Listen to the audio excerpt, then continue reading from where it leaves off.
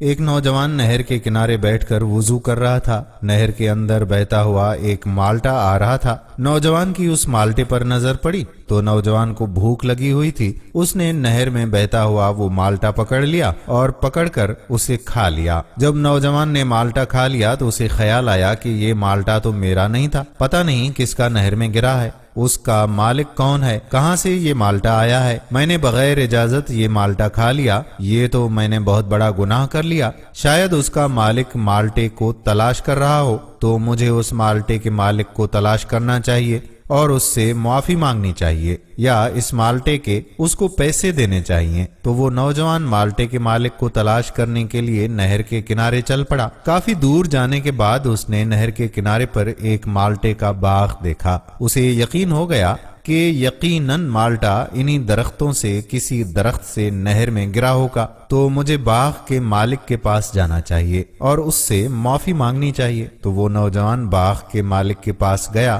جا کر سلام کیا، کہنے لگا کہ کیا آپ اس باغ کے مالک ہو؟ تو اس نے کہا کہ یہ میرا ہی باغ ہے۔ نوجوان نے اس بوڑھے آدمی کو سارا واقعہ سنایا کہ اس طرح پانی کے اندر مالٹا بہتا ہوا آ رہا تھا، مجھے بھوک لگی تھی، میں نے پکڑ کر کھا لیا، بعد میں احساس ہوا کہ میں نے اس مالٹے کے مالک سے تو اجازت ہی نہیں لی، بغیر اجازت کے کھا لیا، تو میں آپ سے معافی مانگنے کے لیے ادھر آیا ہوں۔ آپ مجھے معاف کر دو یا پیسے بتا دو کہ کتنے کا ایک مالٹا ہے، میں آپ کو پیسے دے دیتا ہوں۔ تو باغ کے مالک نے بڑے غور سے نوجوان کو دیکھا کہ آج کل لوگ اتنی بڑی بڑی چوریاں کرتے ہیں اور ظاہر نہیں ہوتے، اور اس نے ایک مالٹا کھا لیا اور معافی مانگنے کے لیے چلا آیا ہے، یہ تو کوئی گوہر نایاب ہے۔ باغ کے مالک نے کہا کہ نہیں بھائی، ایسے میں نے معافی نہیں دینی اور نہ ہی مجھے پیسے چاہیے، تو نے گناہ کیا ہے، تجھے اس کی سزا بھی ملے گی، تجھے 2 کام کرنے ہوں گے، پھر معافی دوں گا۔ پہلا کام 12 سال میرے باغ میں کام کرنا پڑے گا، اور دوسرا کام یہ کہ میری ایک بیٹی ہے جو اندھی ہے،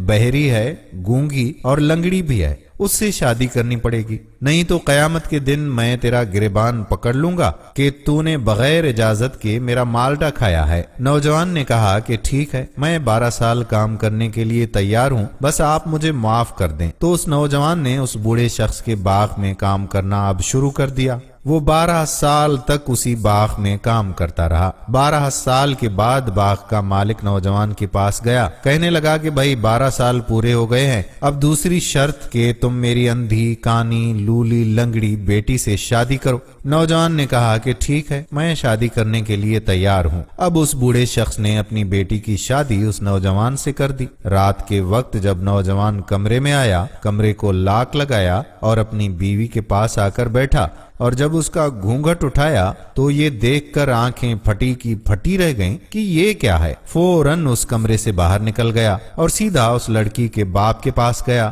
جا کر کہنے لگا کہ شاید آپ نے غلطی سے میرا نکاح کسی دوسری لڑکی سے کر دیا ہے۔ آپ نے کہا تھا کہ آپ کی بیٹی اندھی ہے، گونگی ہے، بہری بھی ہے، پیروں سے معذور بھی ہے، لیکن جو لڑکی میرے کمرے میں بیٹھی ہوئی ہے یہ تو بہت خوبصورت ہے، صحیح سلامت ہے۔ تو اس بزرگ نے کہا کہ بیٹا، میں بتاؤں کہ میری لڑکی اندھی کیسے ہے؟ اس لیے کہ کبھی اس نے غیر محرم کو دیکھا نہیں، وہ گونگی اس لیے ہے کہ کبھی غیر محرم سے اس نے بات نہیں کی، اور بہری اس لیے ہے کہ کبھی غیر محرم کی آواز نہیں سنی، اور پیروں سے معذور اس لیے ہے کہ کبھی باپ کی دہلیز سے چل کر باہر نہیں گئی، اور جو تو نے 12 سال میری خدمت کی ہے، میں نے اس وجہ سے اپنی بیٹی کا نکاح تیرے جیسے نیک انسان سے کیا ہے۔ میں ایسا ہی نیک انسان اپنی بیٹی کے لیے چاہتا تھا۔ دوستو، نیکی کا بدلہ نیکی ہے، اور جب والدین اس طرح کے نیک ہوں تو یقیناً پھر اولاد بھی نیک پیدا ہوگی۔ ہم امید کرتے ہیں کہ ہماری یہ تاریخی ویڈیو آپ کو پسند ضرور آئی ہوگی، اور اگر ویڈیو پسند آئی ہے تو اپنے دوستوں کے ساتھ شیئر بھی کریں گے۔ اس ویڈیو کو آپ 10 میں سے کتنے نمبرز دینا چاہتے ہیں؟ کمنٹ سیکشن میں 1 سے لے کر 10 نمبر تک کوئی بھی نمبر دے سکتے ہیں۔ 1 مطلب کم پسند آئی،